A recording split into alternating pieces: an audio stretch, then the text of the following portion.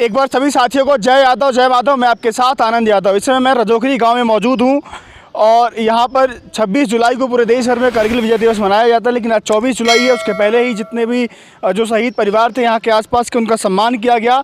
और एक बार फिर से जो हमारी लड़ाई चली आ रही है, जो कंधे पर हमें जो नाम चाहिए, जो हमारा हक है, कोई भीख नहीं है, अही रेजिमेंट को लेकर के हमारे बहुत सारे मौजूद हैं हमारे समाज के लोग। उनसे बातचीत करूँगा और बहुत सारे सवाल हैं, बहुत सारे लोगों के मन में सवाल हैं। आप लोग पूरे देश भर से वीडियो देखते हैं, सवाल ही पूछते हैं।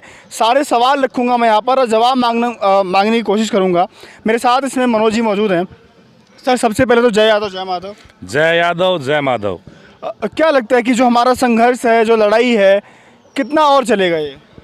सर, ये जो हमारा भारतीय सेना में अही रेजिमेंट का गठन है, ये हमारी वर्षों पुरानी मांग है। लेकिन इस बार जो समाज की सरदारी ने पूरा एकजुट तरीके से हमारे समाज ने एक प्रण ले रखा है कि जब तक हमारी ये भारतीय सेना में अही रेजिमेंट का गठन नहीं हो जाता, ये जो हमारा 4 फरवरी से अनिश्चितकालीन जो आंदोलन चल रहा है, ये निरंतर चलता रहेगा। और अब हम इस आंदोलन को हमारे जो परमवीर, इकलौते परमवीर चक्र हमारे समाज में भी और जो पूरे भारत में 3 जीवित परमवीर चक्र, उनमें से एक माननीय कैप्टन योगेंद्र यादव जी संयुक्त अही रेजिमेंट मोर्चा के राष्ट्रीय अध्यक्ष है, उनके नेतृत्व में हम इस लड़ाई को अब आगे लड़ने का काम करेंगे। और आने वाली 23 सितंबर को हमने पूरी सरदारी ने, संयुक्त अही रेजिमेंट मोर्चा की पूरी टीम ने फैसला लिया है कि आने वाली 23 सितंबर को हम एक दिन के लिए जंतर मंतर पर अपना रोष प्रदर्शन करेंगे और सरकार को चेताएंगे कि ये जो है, ये जो मांग है, ये मांग नहीं है, ये हमारा अधिकार है, ये हमारा हक बनता है, जो हमारा हक सरकार को देना चाहिए।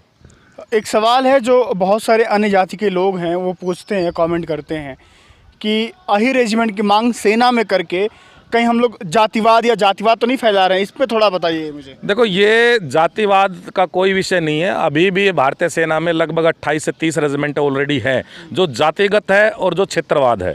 आप जाति के हिसाब से बात करेंगे तो जाट रेजिमेंट भी है, राजपूत रेजिमेंट भी है, सिख रेजिमेंट भी है, गोरखा रेजिमेंट भी है, डोगरा रेजिमेंट भी है। और ये क्षेत्रवाइज जो रेजिमेंट भी अपने यहाँ पर है, गढ़वाली रेजिमेंट है, मराठा है, महार है। हाँ, तो इससे और जब भारत जो सेना है, जब फौज में लड़ती है तो रेजिमेंट जिसकी रेजिमेंट होती है उसके नारे से एक एकता आती है। जैसे हमारे जब यादव समाज के लोग जब लड़ते हैं तो जय दादा किशन की जय बोल के जब लड़ते हैं तो एक उनका, जितने भी हमारे समाज के लोग या हमारी कौम के लोग जो उस टुकड़ी में भर्ती होते हैं, उस टुकड़ी में शामिल होते हैं, उनके अंदर एक जज्बा होता है अपनी कौम के लिए लड़ने का। वो अपनी कौम के लिए भी लड़ते हैं और देश के भी लड़ते हैं। तो रेजिमेंट बढ़ने से कहीं ना कहीं हमारा और एकजुटता आएगी। हमारे इस देश के लिए सबसे ज़्यादा शहादत देने का काम, चाहे देश की आज़ादी के पहले की बात हो, चाहे देश की आज़ादी के बाद जितने भी युद्ध हुए, चाहे 1948 का बड़गांव का युद्ध हो, चाहे 1965 की लड़ाई हो, चाहे 1971 की लड़ाई हो, चाहे या कारगिल दिवस 1999 का हो, चाहे ये संसद पे हमला हो, चाहे ताज पे हमला हो, जितने भी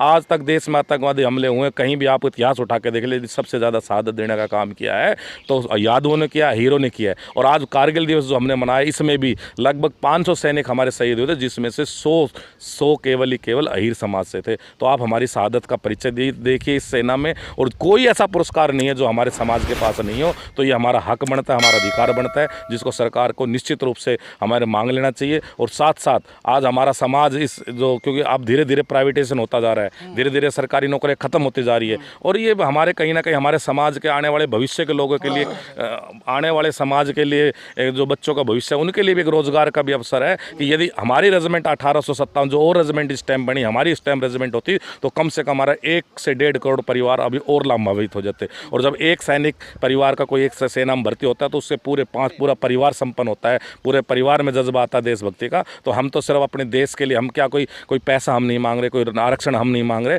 हम तो अपनी गर्दन कटाने के बदले में कंधे पे सिर्फ नाम मांग रहे हैं, जो सरकार को निश्चित रूप से दे देना चाहिए। एक और सवाल है कि अगर बात की जाए जागरूकता को लेकर के, अगर वैसे पूरे एक आंकड़े में बात की जाए तो लगभग 24 से 25 करोड़ यादव हैं पूरे भारत में, एक आंकड़े के अनुसार।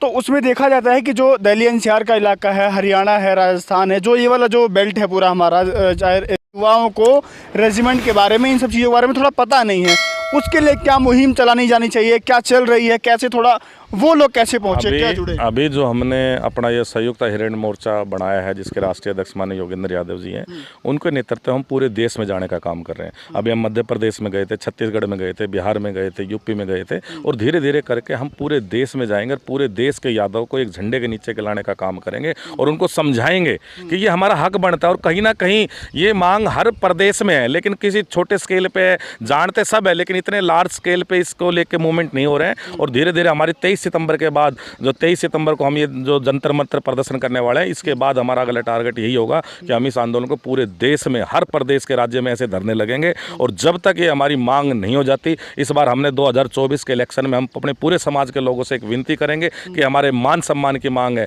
ये किसी की वो व्यक्ति की, इंडिविजुअल व्यक्ति की मांग नहीं है, किसी गांव की मांग नहीं, किसी प्रदेश की मांग नहीं, पूरे 26 करोड़ यादव की मांग है। और पूरा 26 करोड़ यादव, आपके चैनल के माध्यम से मैं सभी अपने यादव समाज के लोगों से विनती करता हूं कि इस बार हमने जो 2024 का आने वाला इलेक्शन है, हमने सब ने एक ही प्रण लेना है कि वोट वही पाएगा जो वही रेजिमेंट बनवाएगा। और हम इसी नारे को लेकर पूरे देश में जाने का काम करेंगे। और